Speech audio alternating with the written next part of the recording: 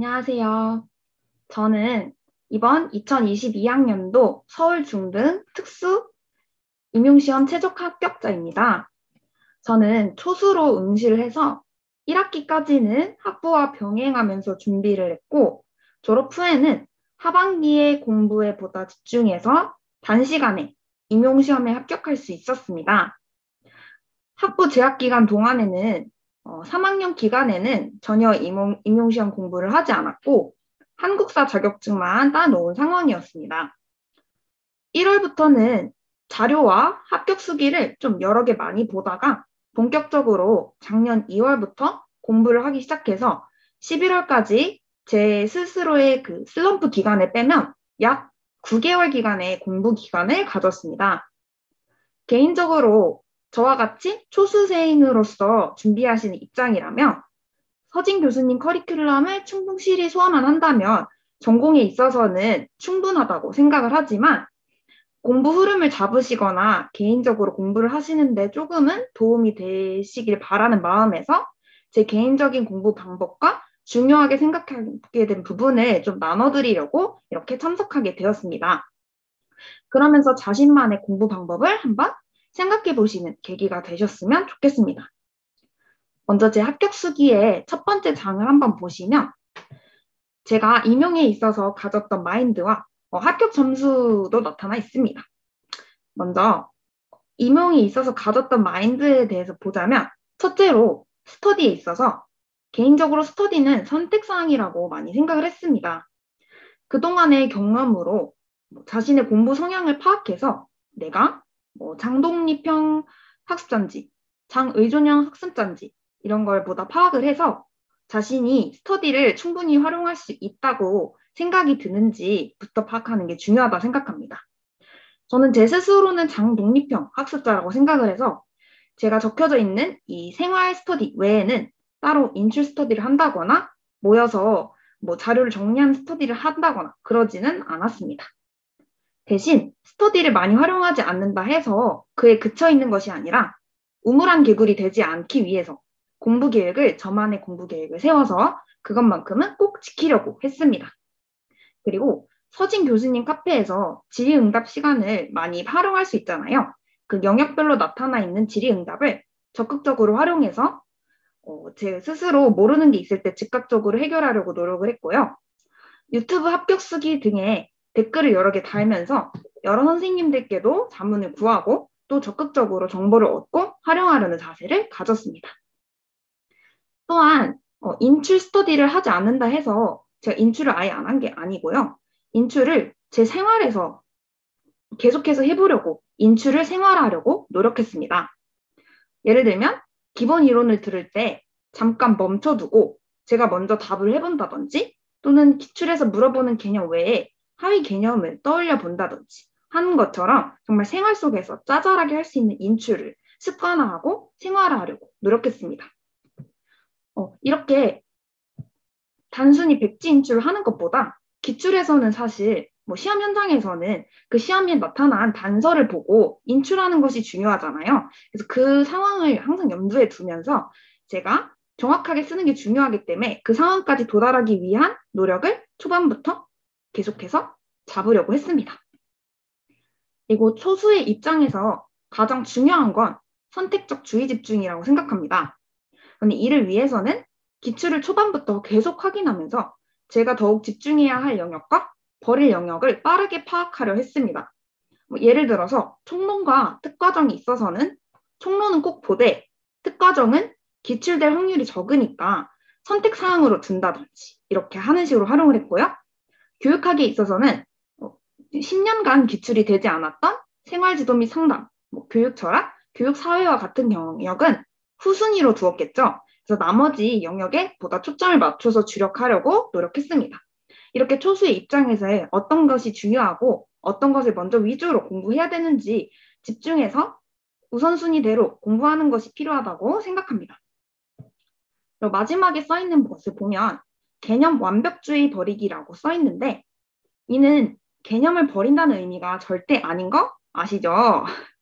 절대 아니고 이 개념에 대한 이해를 강의 시간 내에 최대한 할 수 있도록 노력하고 되지 않는다고 초반에 개념을 내 것으로 만드는 데에 오래 시간을 투자하기보다는 바로 기출을 풀면서 그 기출을 통해 개념을 점차 외워가는 순서로 진행했습니다.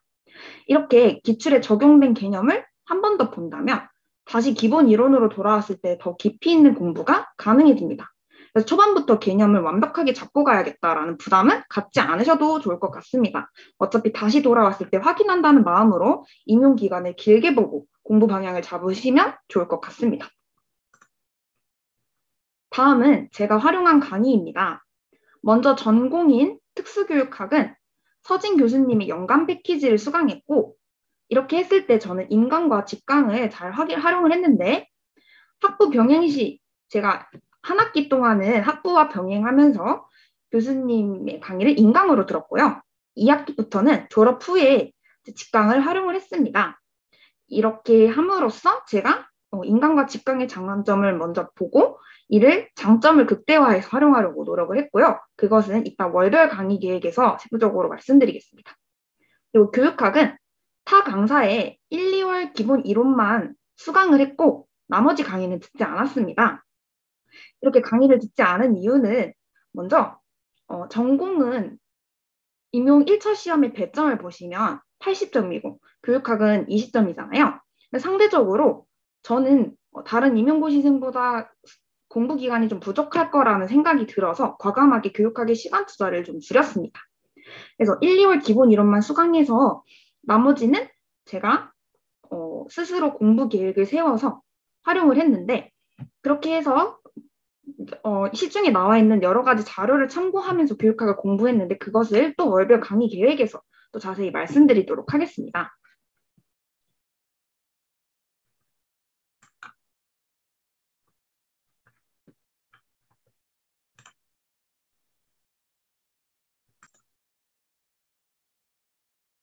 다음은 제 월별 강의 계획을 좀 보면서 설명을 드리겠습니다.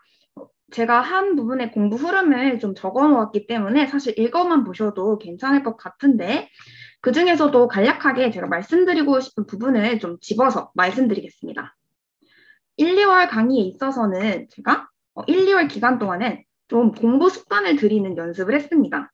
처음부터 너무 많은 양을 하기보단 좀 자료를 모으고 제가 어떻게 해야 되는지 방향을 잡는 게 우선이라고 생각을 했기 때문입니다. 그래서 제 강의 계획표를 보시면 아시겠지만 되게 간단하게 나와 있고 보다 강의만 이렇게 듣고 그것만은 꼭 소화해야겠다라는 의미로 적어놓은 스케줄표입니다. 이렇게 보면 전반적으로 장특법, 교육학, 특학 이렇게 해서 각각 다 다루기는 하지만 제가 스스로 공부했다기보단 강의에 충실해서 듣는 것을 선택을 했습니다. 강의를 어떻게 활용했는지 말씀드리자면 전공 강의, 서진 교수님께서는 항상 강의 전에 마인드맵 도식화를 통해서 먼저 개략적으로 어떤 내용을 들을 건지 말씀을 해주시잖아요. 그 부분을 보면서 큰 틀을 보고 세부 설명을 확인하면서 제가 어디 부분의 설명을 듣고 있는지 수시로 파악을 했어요.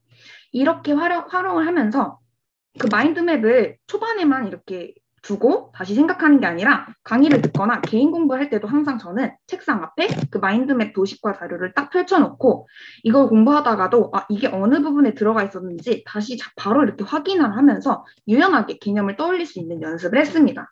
그렇게 구조화를 초반부터 저는 9월 11월까지 계속해서 그 마인드맵을 기반으로 중심에 두고 공부를 했습니다.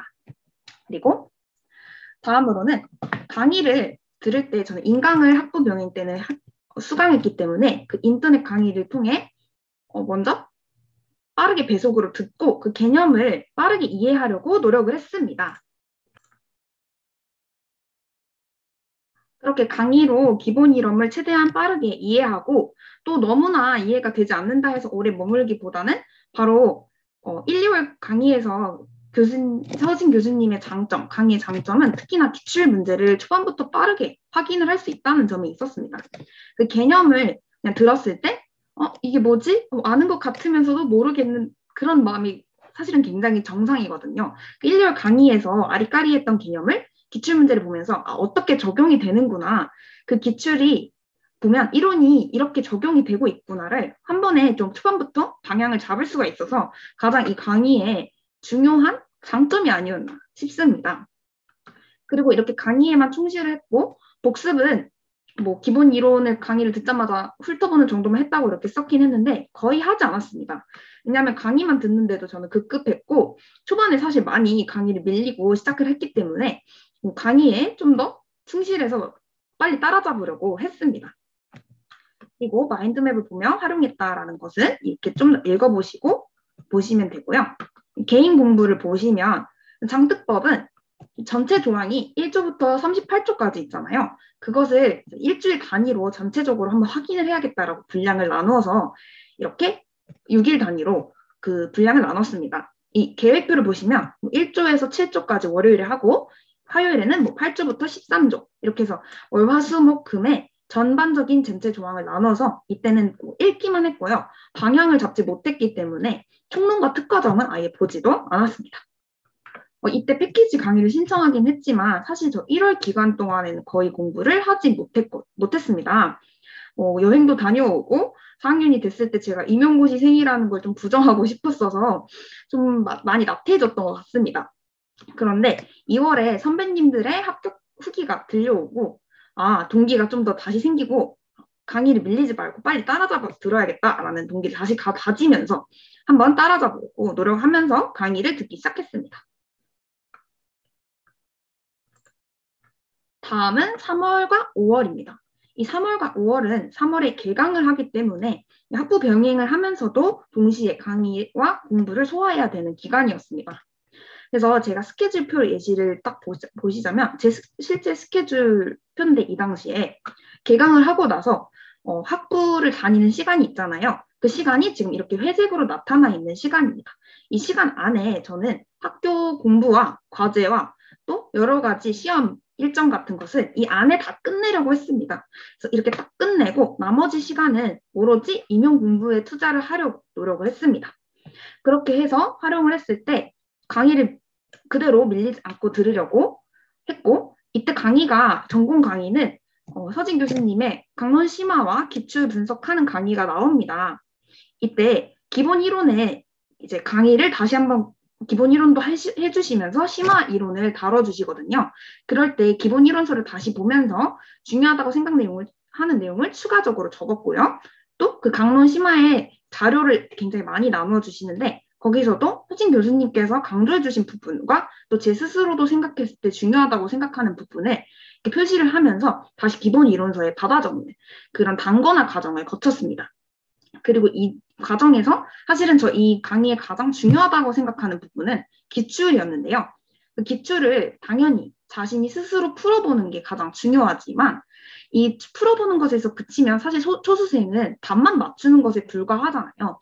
방향을 전혀 모르고 기출의 흐름이 어떻게 되는지 전반적인 시야가 부족하기 때문에 이 강의를 활용을 해서 좀 그 시야를 넓힐 수가 있었습니다. 어떻게 넓혔냐 하면 예를 들어서 한 문제를 풀면 저는 이제 답을 당연히 체크하고 그 문제를 풀고 나서 해설 강의를 들으면 해설 강의에서 교수님께서 이 부분은 이제 유아와 초등에서 나왔던 부분이 이 최근 기출에 이렇게 기출이 되었다. 이렇게 변형이 돼서 기출이 될 수 있다. 뭐 이런 상황도 얘기를 해주시고요.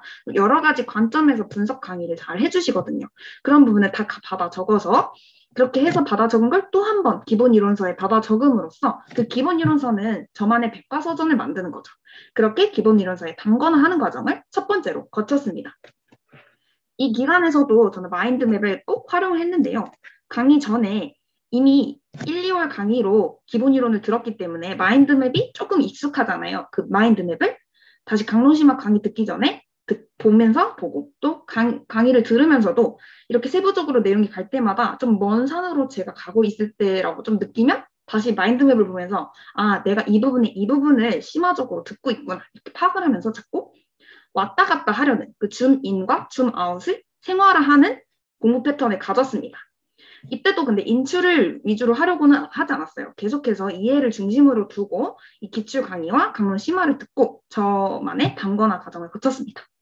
네, 이 단권화하는 과정 외에도 저는 다시 한번 그 합격생의 서브노트도 활용을 했는데요. 왜냐하면 그 기본 이론서에 담거나 하는 과정이 저만의 책이 생겨서 정말 좋지만 사실 그 책도 좀 두껍잖아요. 그래서 다시 한번 독습을 할 때 시간이 굉장히 오래 걸릴 거라는 생각이 들었습니다. 그래서 좀 더 요약적으로 나타나 있는 합격생의 서브노트, 그 기출을 각자 표시를 해놓은 그 서진 교수님 기반의 합격생 서브노트를 참고해서 거기다가도 또 추가를 하는 거죠, 내용을. 추가를 해서 적어서 또 저만의 서브노트를 만들었습니다. 그렇게 저는 이 기간과 거의 7, 8월까지를 그 서브노트를 만들고 그것을 회독하려고 준비하는 과정을 거쳤습니다. 그리고 또 학부 병행을 하면서 이것 외에 추가적으로 공부를 하기엔 좀 빠듯한 감이 있어서 저는 강의를 보다 충실하게 하고 필기를 이렇게 우선적으로 하는 것에 초점을 두었습니다. 개인 공부를 보시면 장특법과 같은 경우엔 이제 이때 서진 교수님의 강의가 올라와요. 강의를 보면 한번 보면서 장특법은 시험에선 어떻게 물어보고 있구나. 총론은 어떻게 물어보고 있구나. 이런 것들이 확인이 됩니다.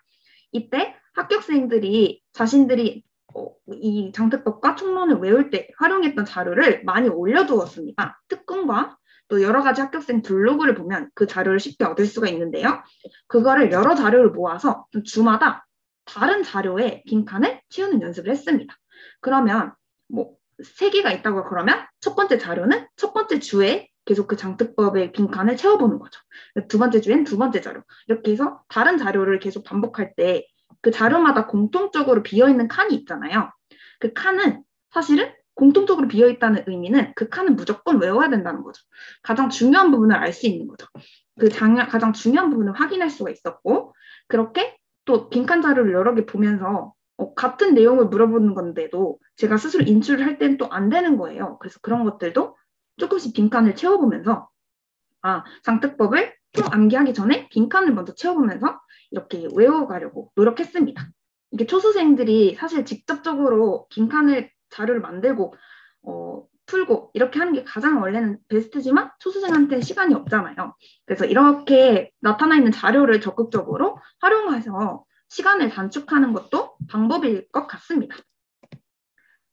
나머지 강의도 읽어보시면 좋겠고 나머지도 교육학은 심화 강의를 듣지 않고 주요 영역의 1, 2월 강의 자료 중에서 기본 점검 퀴즈를 활용해서 일주일 단위로 나눠서 읽고 이해하면서 복습을 했습니다.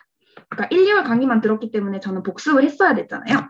그래서 강의에서 다루는 기출 진도 외에 이것은 전공이고요. 그 1, 2월 강의에서 들었던 개념을 다시 한번 그 부분을 영역을 나눠서 확인함으로써 그 확인을 하면서 1, 2월에 나눠줬던 그 퀴즈 자료를 풀면서 복습을 했습니다.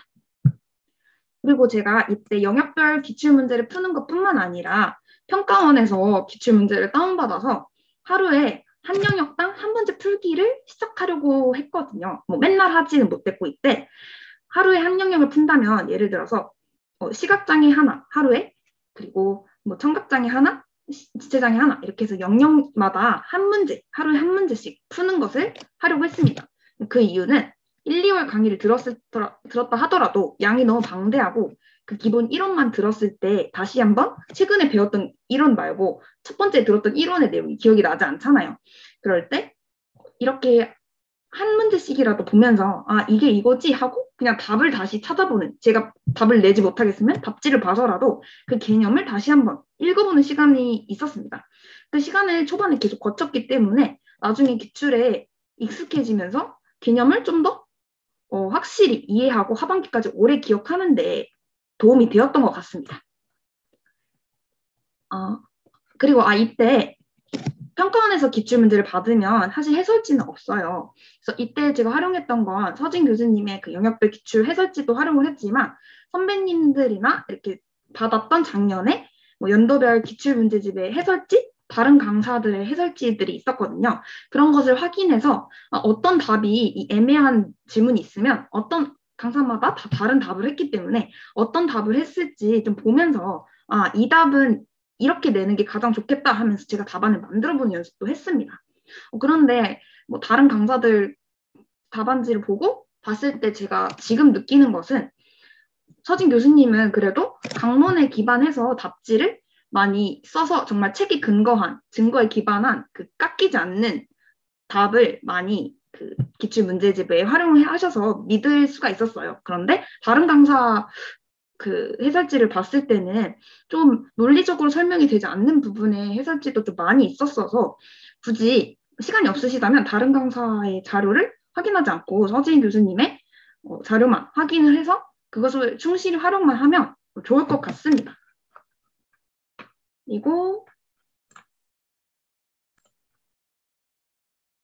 그리고 5월과 6월 기간에 제 공부를 말씀드리면 이때는 5월에 교생을 다녀왔기 때문에 공부를 정말 한 톨도 하지 못했습니다. 이때 제가 스스로 많이 뒤처졌다는 생각이 오히려 빨리 해야지 이런 마음보다는 돌아가는 게 무섭고 좀 불안했던 기간이 있었어요. 이때를 제가 생각했을 땐 제 공부 시기 중에 가장 슬럼프 시기로 뽑습니다. 이때는 교생을 5월 기간까지만 했는데도 불구하고 6월까지 공부를 거의 하지 못해서 돌아가는데 많이 힘들었던 시간이 있었어요.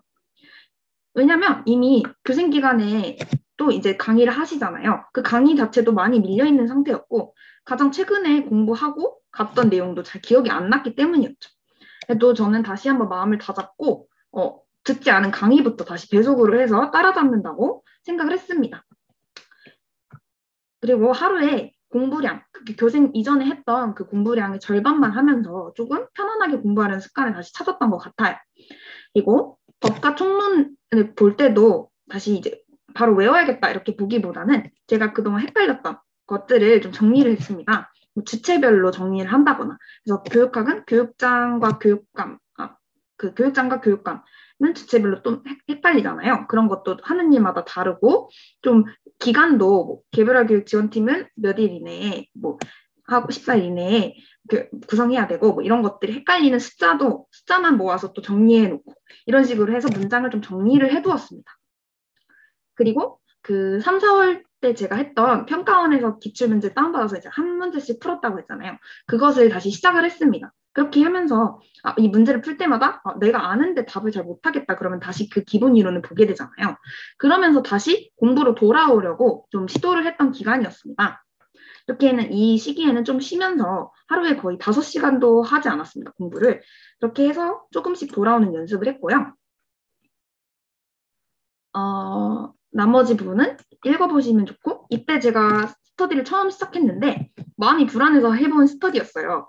기상 시간과 잠들기 전에 활용했던 스터디였는데 기상 시간에는 제가 너무 늦게 일어나더라고요. 그래서 8시에마다 제 동기랑 같이 해서 서로 칫솔에 치약을 짜서 보내주는 인증 스터디로 원래 시작을 했는데 점점 그 퀴즈를 서로 내고 주고받는 스터디로 바뀌었습니다. 그래서 아침에 일어나서 점자, UDL, 그리고 DSM-5와 법 총론과 같이 정말 외워야 되는데 맨날 보지 않으면 자꾸 까먹는 것들 있잖아요. 그런 것들을 위주로 서로 퀴즈를 내면서 활용을 했고 이게 많이 도움이 되었습니다. 그래서 여러분들도 한번 이렇게 짜잘하지만 틀리면 안 되는 것들 이런 것들은 생활 스터디로 활용을 하시면 좋을 것 같습니다.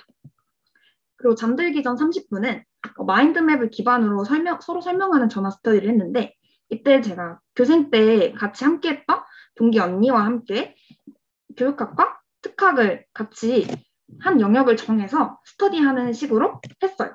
근데 이때 랜덤하게 영역을 정했다고 했지만 제가 서진 교수님의 강의를 듣고 있을 때 뭐 학습장애 영역을 만약에 강의를 하고 있어요. 그러면 스터디는 그 다음 영역인 학습장애 다음에 어떤 영역을 하죠? 아무튼 기억은 안 나지만 만약 학습장애를 하고 있으면 시각장애 영역에 파트를 한다던가 해가지고 이렇게 좀 스터디가 강의를 듣고 스터디를 하고 그 스터디 한 부분을 다시 강의를 듣고 다음은 또 그 강의의 다음 영역을 스터디를 하고 이렇게 해서 좀 중첩되게 제가 그 영역을 공부할 수 있도록 복습을 할 수 있도록 설계를 했습니다. 이렇게 해서 스터디를 진행하면서 이때도 인출을 하진 않았고 그냥 그 마인드맵을 기반으로 서로 중요할 것 같은 내용을 서로 전화로 짧게 설명하는 스터디를 했습니다. 잠들기 전에 이렇게 활용을 하니까 뭐 거의 그 잠들기 전에 멍 때리다가 아니면 그냥 자거나 핸드폰을 보는 시간이었는데 이렇게 짜잘한 시간을 활용함으로써 제가 놓쳤던 시간들을 좀 많이 복구했다고 스스로 느끼면서 불안함을 잠재울 수 있었습니다.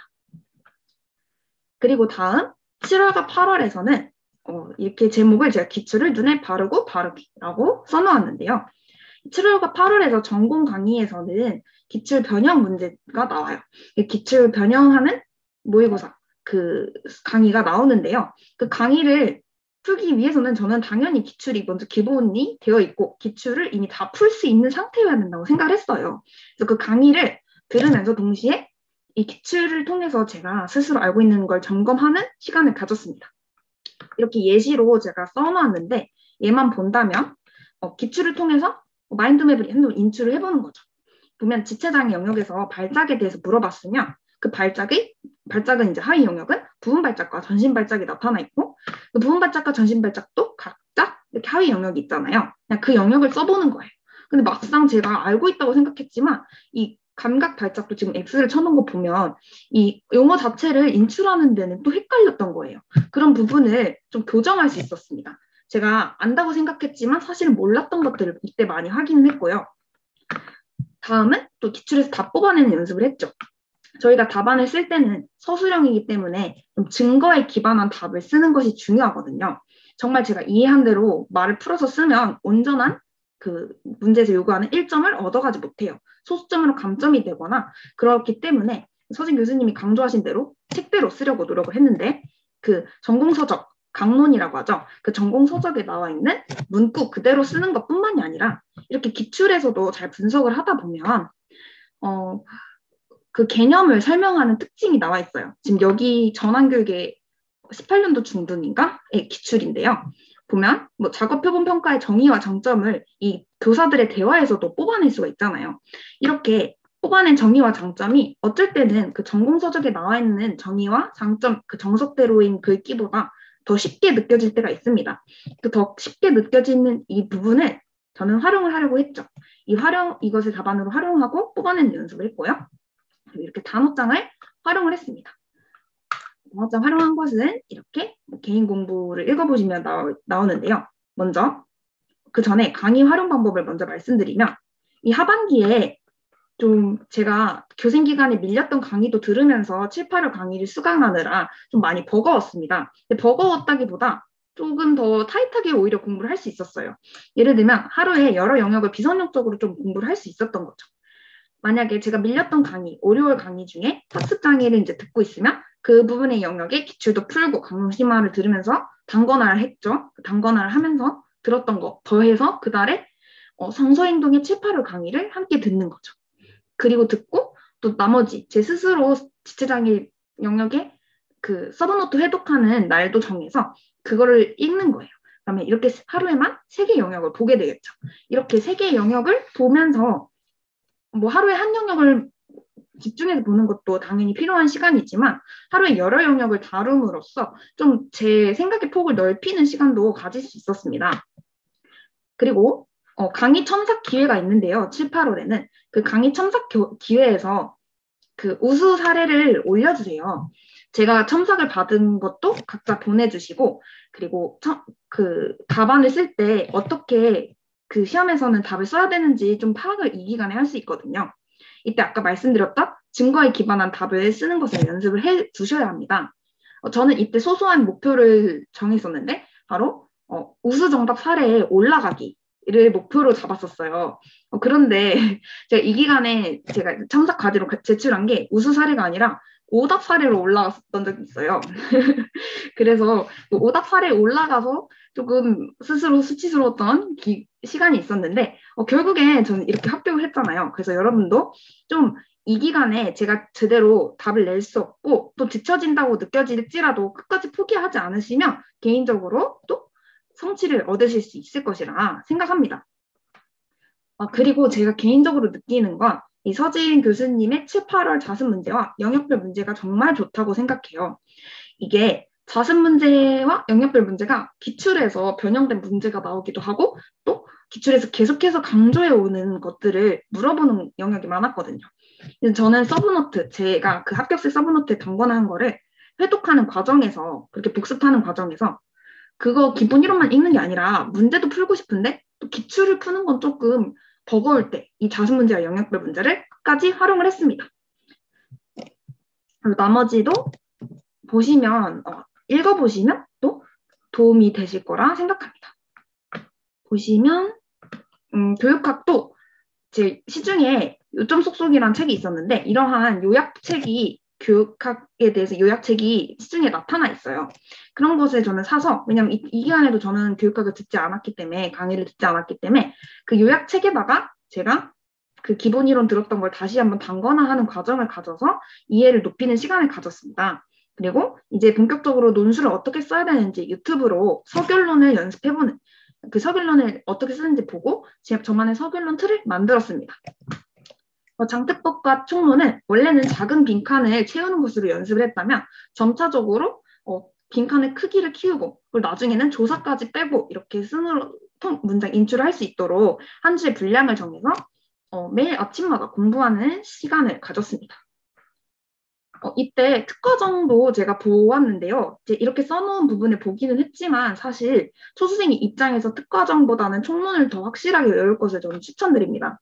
왜냐하면 특과정은 이 7, 8월 강의를 제가 풀기 위해서 한번 보았던 건데 사실은 그 특과정의 양에 비해서 기출되는 것들이 너무 랜덤하기도 하고 제가 공부한 부분에서 안 나올 확률이 높거든요. 그래서 초수생이시라면 이 부분은 선택적으로 좀 활용을 하시면 좋겠습니다. 그리고 마지막 9월에서 11월입니다. 9월에서 11월은 가장 사실 수험 기간에서 계속 토대를 다져왔던 작업이라면 9월에서 11월은 가장 어떻게 보면 임용시험의 성적을 좌우할 수 있는 기간이라고 저는 생각합니다. 이때 가장 중요한 건 저는 시험까지 계속해서 반복해서 볼 저만의 자료를 정했습니다. 전공 같은 경우에는 해독용 노트를 만들었고요. 그리고 아까 말씀드렸던 7, 8월의 자습 문제와 영역별 문제를 이 해독용 노트를 보면서 계속해서 활용을 했어요. 그리고 교육학도 마찬가지로 저만의 키워드 노트, 해독용 노트를 만들었고 그 청킹을 통해서 계속해서 암기하고 인출하는 과정을 반복했습니다.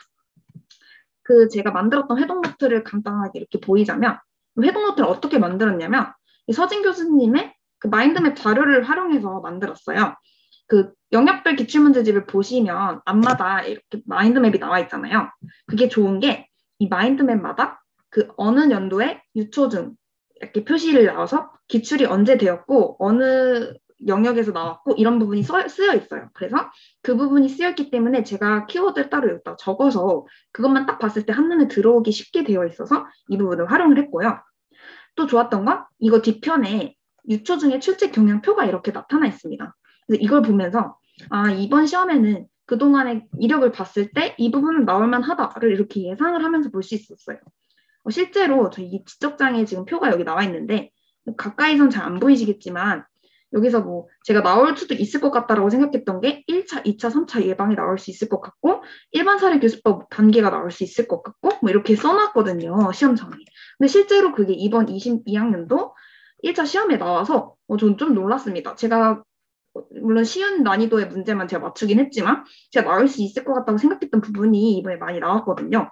그래서 이런 식으로 여러분들도 좀 초반부터 기출을 많이 보면서 경향을 파악하시고 어떤 부분이 나올 수 있을 건지 예상하면서 보시는 걸 추천드립니다.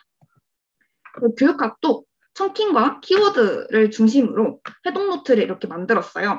그래서 이제 교육학에서 계속해서 물어볼 수 있는 요지, 특징, 장점, 단점, 한계점, 절차 이런 것들을 좀 더 뽑아서 저만의 청킹 그리고 1, 2월 기반에서 계속해서 단권한 걸 이제 정말 축약해서 보는 해독용 노트를 만들었습니다. 이때 강의를 어떻게 활용했냐면 서진 교수님의 전공 직강 모의고사를 신청했어요. 정말 잘했다고 생각하는 게 직강 모의고사에서 실전 연습을 정말 저는 해서 열심히 했기 때문에 1차 시험에서 하나도 떨리지 않았거든요. 떨리지 않아서 너무 좋았고 그것을 어떻게 활용하냐 성적을 활용하시는 건 정말 비추천드립니다. 왜냐면 성적은 사실 절대적인 기준이 아니고요. 저도 성적이 그렇게 좋은 편이 아니었고 모의고사에서 그 때문에 불안할 때도 진짜 많았습니다.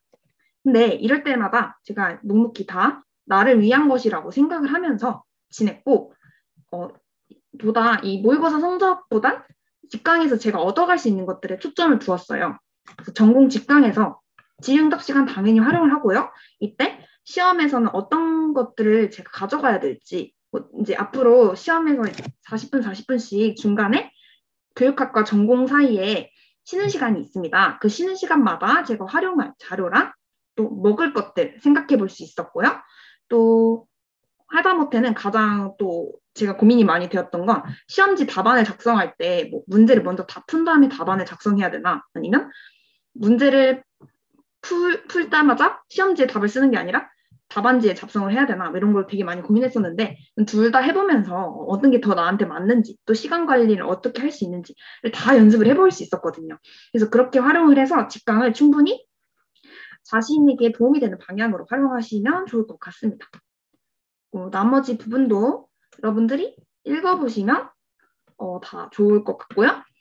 이때 9월, 11월에는 또 마음이 굉장히 불안했어요. 왜냐하면 가장 시험과 가까운 시기이기도 했고 원서 접수 기간이 10월에 있어서 좀 성공에 대한 기대보다는 뭐 실패라고 말하긴 뭐하지만 어쨌든 이제 시험이 코앞이기 때문에 두려움이 커졌던 시기였습니다. 근데 멘탈 관리를 위해서 저는 특수교육금 저희 카페 있잖아요. 특금 카페에 절대 들어가지 않고 스스로 잘하고 있다라고 이제 저 자신만 보는 시간을 가졌습니다. 그리고 교육학은 이때 9월, 11월 강의를 수강을 했지만 강의를 전혀 듣지 못하고 거기에 있는 모의고사 자료도 사실 다 써보지 못했어요. 제가 제작한 회독 자료를 맨날 보고 그 무료 공개 모의고사나 아니면 첨삭 기회 2번을 활용을 해서 대비를 했는데요. 이때 조금 아쉬운 점은 제가 논술을 좀 많이 써보고 좀 더 키워드를 어떻게 응용할 수 있는지 그 지문을 좀 더 보는 연습을 했으면 좋았지 않았을까라는 아쉬운 점은 있지만 이렇게 9월, 11월 강의를 온전히 활용하지 않은 것에 대한 후회는 없습니다. 왜냐하면 전공 강의를 중점을 두는 게 어쨌든 임용고시에서 이제 효율적으로 제가 합격할 수 있는 데 도움을 줬다고 생각을 하거든요. 그래서 이 부분은 소수생이시라면 불안하시면 강의도 들으시고 자신이 할 수 있는 방법은 또 자신만의 방법대로 하시면 좋을 것 같습니다. 저는 어쨌든 그렇게 했습니다. 1차 공부를 정리하자면 그냥 단계적으로 짧게 말씀드리자면 장특법과 총론은 처음에는 그냥 읽었다고 했죠. 그 다음에 기출을 파악을 했어요. 그 강의를 통해서 어떤 것들이 나오고 있고 어떻게 물어볼 수 있으니까 나는 이렇게 외워야겠다라는 방향을 잡고 암기를 했죠. 작은 빈칸부터 큰 빈칸까지. 더군다나 이제 나아가서는 통암기까지 하려고 노력을 했고요. 지화나 점자와 같은 경우에는 먼저 하루 날 잡아서 그냥 다 한번 외웠어요. 청각 시각 파트에 한번 나올 때마다 한번 외웠고 그 다음에 쉴 때마다 유튜브를 보면서 그냥 다시 한번 복습하는 시간을 가졌습니다. 그렇게 또 청각 시각 파트 공부할 때도 또 복습을 했고요. 나중에는 한 9월부터는 점자 문제를 특금에 또 나와 있습니다. 그 자료를 구해서 점자 문제를 하루에 하나씩 풀었어요. 그렇게 풀면서 복습을 했고 특과전과 같은 경우에는 제가 나올 것 같다고 생각한 부분을 추려서 읽었는데 실제로 창의적 체험 활동이 나오긴 했지만 한 공부에 비해서는 많이 나오지 않았거든요. 그렇기 때문에 좀 비효율적이었다고 생각합니다. 그래서 이 부분은 선택사항으로 두고 총론에 좀 더 치중하실 것을 추천드립니다.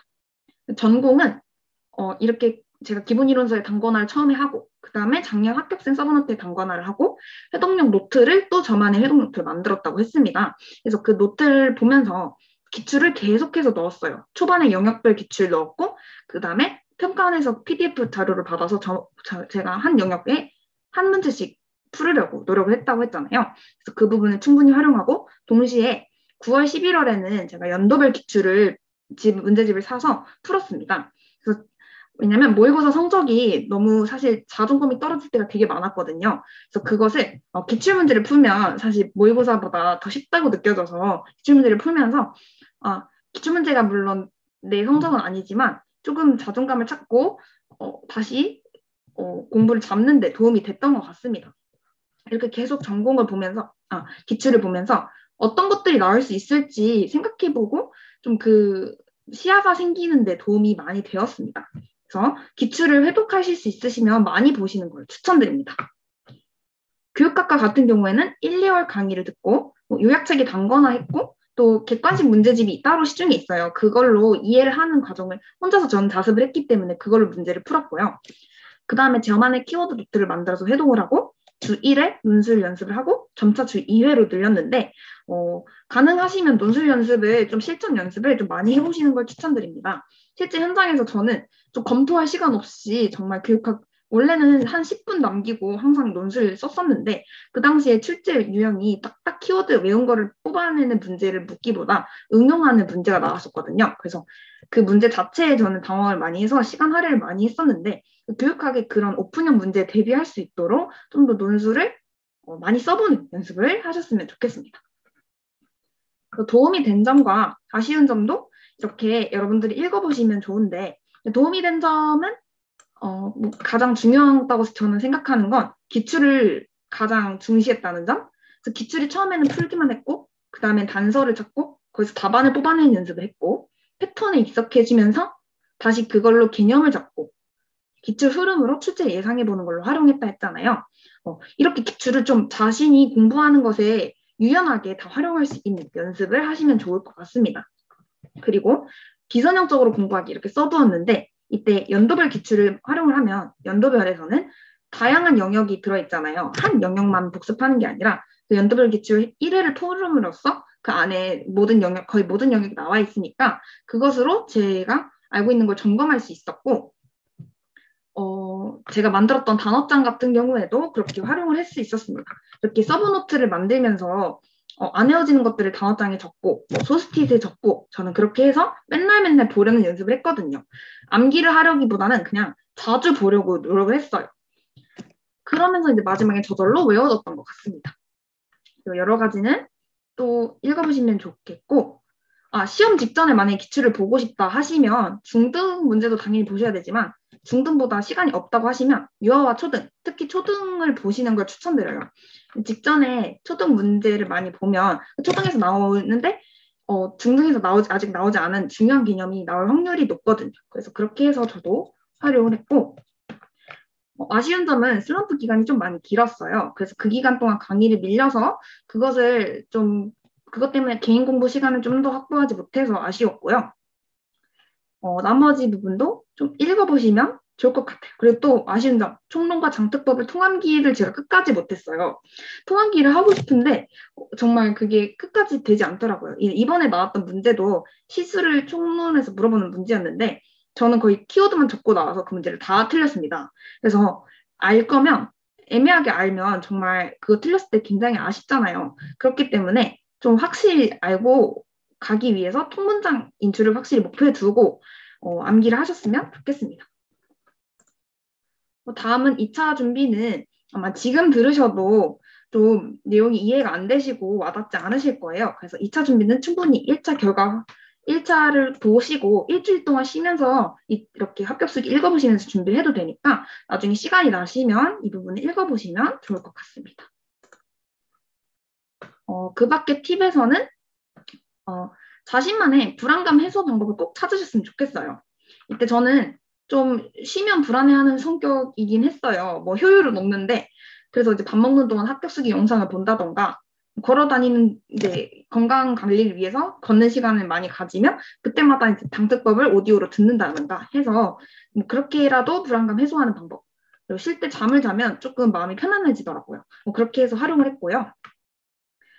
가장 중요하다고 또 생각을 하는 게 한 공부하다가 질릴 때 다른 공부를 하는 거예요. 와닿지 않으실 수 있는데 저는 공부를 할 때 순서를 체계적으로 정해두고 하기보단 하루에 할 항목만 정해두고 그거에 대해서 이제 제가 기분에 따라서 순서를 마구잡이로 공부를 했습니다. 그렇게 회독을 시작하면 멍 때릴 때가 많아요. 그렇게 하나를 하다가 그러면 이제 효율은 안 나고 앉아있는 시간은 길어지고 그럴 때가 있거든요. 그럴 때 과감히 그거를 잠깐 내려두고 다른 공부를 하는 거죠. 좀 머리를 식힐 수 있게 그냥 이제 하반기에 갈수록 법과 총론, 뭐 점자 같은 거는 자동적으로 손이 써지거든요. 뭐 그런 것을 이제 쓴다던가 하면서 중간중간 사이 시간에 공부 질릴 때마다 다른 공부를 이렇게 적절히 배치해서 그 날의 공부 분량을 효율적으로 끝낼 수 있도록 노력했습니다. 복습도 이렇게 자투리 시간을 활용해서 아침과 잠들기 전 또는 직강 이동 시간에 활용을 했고요. 그리고 쉴 땐 쉬는 게 정말 중요해요. 저는 일주일 동안 하루는 꼭 쉬었습니다. 그래서 쉴 땐 쉬고 또 틈틈이 낮잠도 자고 맛있는 것도 먹고 그렇게 순간순간 행복을 놓치지 않아야 장기전에서 버틸 수 있다고 생각해요. 그래서 그렇게 저만의 쉬는 시간도 꼭 가지셨으면 좋겠습니다. 그 밖에도 여러 가지 팁을 좀 적어 두었으니까 이 부분 읽어보시고 도움이 되시는 부분은 활용하셨으면 좋겠습니다. 그리고 마지막으로 이렇게 써두었지만 저는 정말 여러분들한테 말씀을 드렸지만 두서없이 느껴졌죠. 이렇게 체계적으로 임용 공부를 했다기보다 그때그때마다 좋은 방법은 없는지 계속해서 고민하고 그 공부 방향을 계속 수정해 왔던 것 같아요. 이제야 이렇게 합격을 했으니까 이렇게 했기 때문에 제가 합격을 했습니다라고 말씀을 드리지만 제가 공부하는 방향 내내 제 방법이 옳다고 확신을 가진 적은 거의 한 번도 없었거든요. 그래서 당연히 제 공부 방법만은 정답이 아니고요. 이것을 참고해서 자신에게 맞는 방법이 무엇이 있을지 계속 생각해 보는 게 정답입니다. 그 과정 자체가 있다면 이미 여러분들은 충분히 의 동기를 가지고 어떤 자세로 임해야 될지 정해지신 분들이라 생각해요. 그래서 처음이라 저는 막연하고 두려운 마음이 컸지만 좀 남들과 비교하기보다는 저를 믿고 한 걸음씩 나아갔기 때문에 또 합격할 수 있었던 것 같습니다. 이렇게 제가 공부 방법에는 확신이 없었지만 저는 저를 잘 알았어요. 제 스스로 이 부분에서는 어떻게 할 수 있을 것 같고 충분히 어떤 부분은 내가 소화를 할 수 있는데 이 부분은 나한테 이렇게 바꿔서 활용해야겠다. 이런 것들이 좀 느껴졌어요. 그래서 저는 그 부분을 충분히 반영해서 자기주도 학습을 했고요. 그렇게 제가 스스로 동기부여를 하는 요소를 생각해 보면서 이를 활용해서 순간순간 행복을 놓치지 않으려 노력했습니다. 여러분들도 여러분들을 끝까지 동기부여하는 요소를 생각해 보시고 미래에 교사가 되었을 때 어떠한 교사로 되고 싶은지 또 아이들을 가르칠 때 어떠한 교사로서 소양을 갖추어야 되는지 지금이 바로 그 소양을 갖추는 시기라 생각하시고 알찬 수업 시간을 보내시기를 바랍니다. 그리고 꼭 합격하시기 바랍니다. 이상으로 합격 수기야 합격 특강을 마치겠습니다. 감사합니다.